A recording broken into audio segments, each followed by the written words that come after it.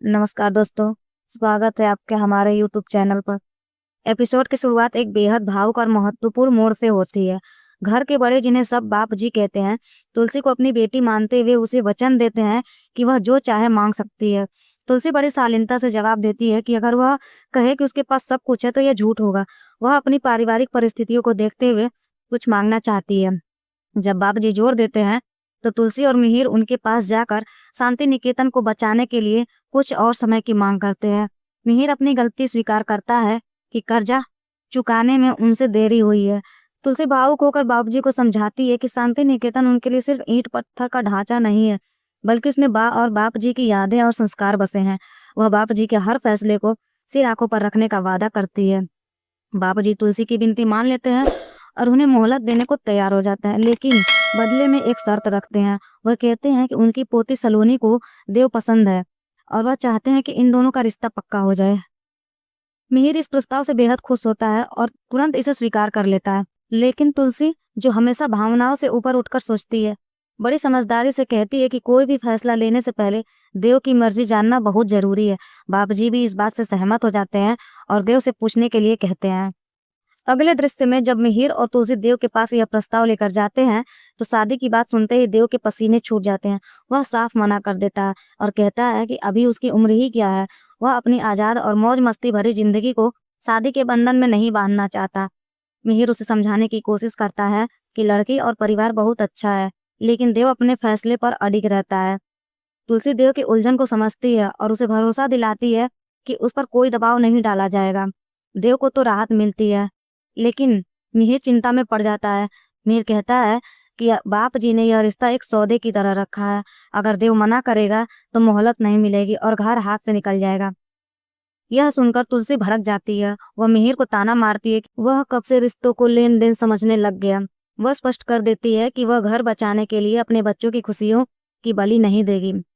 वह मिहिर को अपने रिश्ते के कड़वे अनुभवों की याद दिलाती है कि बिना प्यार की शादी का अंजाम क्या होता है। तुलसी तय करती है कि वह खुद बापू जी से बात करके उन्हें मना लेगी। दुर्भाग्य से यह सारी बातें नोएना चोरी छिपे सुन लेती है। एक तरफ शादी का मंडप सजा है जहाँ फेरे हो रहे हैं, वहीं दूसरी तरफ मिताली फिर से ऋतिक को नीचा दिखाने की कोशिश करती है। वह कहती है कि ऋतिक में कोई खूबी नहीं है, जिस पर ऋतिक बड़े धैर्य से जवाब देकर उसका मुंह बंद कर देता है। इसी बीच नोएना देव को एक मैसेज भेजकर बाहर बुलाती है। वह देव को लालच देती है कि सलोनी से शादी करना उसके लिए कितना फायदेमंद होगा। नोएना उसे समझाती है कि सलोनी डायमंड किंग बाप जी की पोती है और उससे शादी करने का मतलब है पूरी जिंदगी ऐशो आराम और बिना मेहनत किए राज करना।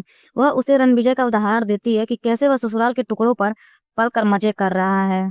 देव पहले हिचकिचाता है क्योंकि उसे सलोनी का पुराने जमाने वाला स्टाइल पसंद नहीं है, लेकिन नोएना उसे पट्टी पढ़ाती है कि शादी के बाद वह उसे बदल सकता है। करोड़ों की संपत्ति और रुतबे के लालच में आकर देव का मन बदल जाता है। नोएना उसे तुरंत जाकर हाँ बोलने के लिए उकसाती है ताकि तुलसी बाप जी को मना न कर दे। दृश्य फिर से बाप जी, मिहिर और तुलसी पर आता है। बाप जी पूछते हैं कि क्या उन्हें रिश्ता मंजूर है। तुलसी जैसे ही मना करने के लिए अपना मुंह खोलती है, तभी देव वहां नाटकीय ढंग से प्रवेश करता है। सबके सामने देव ऐलान कर देता है कि उसे सलोनी पसंद है और वह उससे शादी करने के लिए तैयार है। यह सुनकर जहां मिहिर और बाप जी खुश हो जाते हैं, वहीं तुलसी हैरान रह जाती है। देव का अचानक शादी के लिए हाँ कहना तुलसी को गहरे सदमे में डाल देता है। वह हैरान होकर देव से पूछती है कि कुछ ही देर पहले तो वह इस रिश्ते के सख्त खिलाफ था, फिर अचानक क्या हुआ। देव बड़ी सफाई से झूठ बोल देता है कि वह अचानक आए इस प्रस्ताव से घबरा गया था, लेकिन शांति से सोचने पर उसे एहसास हुआ कि सलोनी ही उसके लिए सही है। मिहिर भी देव की बातों की पुष्टि करता है। जब देव खुद सबके सामने अपनी रजामंदी देता है तो बाप जी और गौरव खुशी खुशी रिश्ता पक्का कर देते हैं। रिश्ता तय होने के बाद तुलसी एक बार फिर अपनी ममता और समझदारी का परिचय देती है। वह सलोनी को अपने पास बुलाती है। तुलसी का मानना है कि इस घर की बहू बनने से पहले सलोनी को पूरी आज़ादी होनी चाहिए कि वह अपनी मर्जी बता सके। तुलसी सलोनी से बड़े प्यार से पूछती है कि क्या वो किसी दबाव में तो नहीं।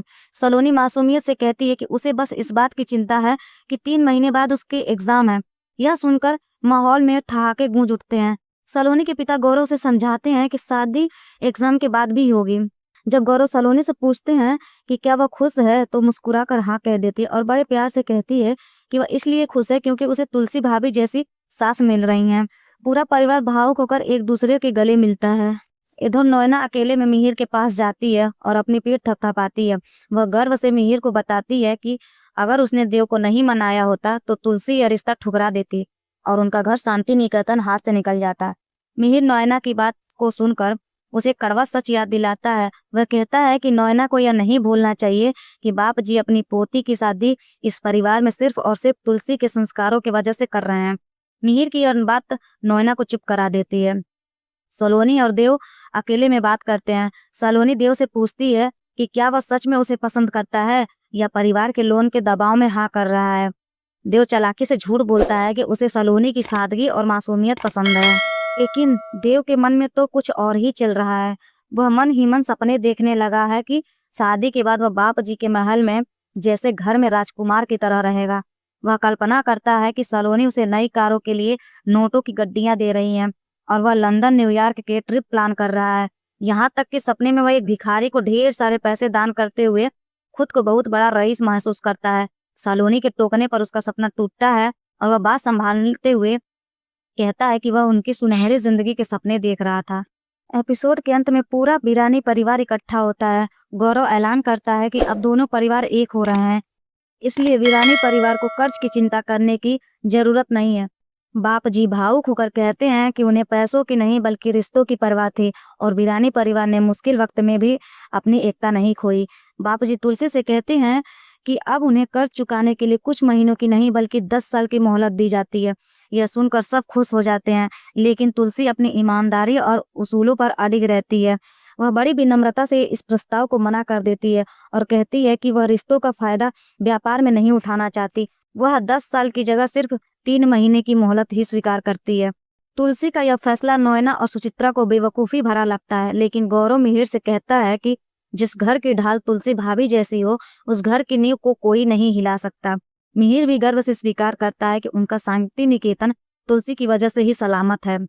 दोस्तों, यह वीडियो पसंद आई हो तो लाइक करें और चैनल को सब्सक्राइब करें। मिलते हैं अगले एपिसोड के साथ।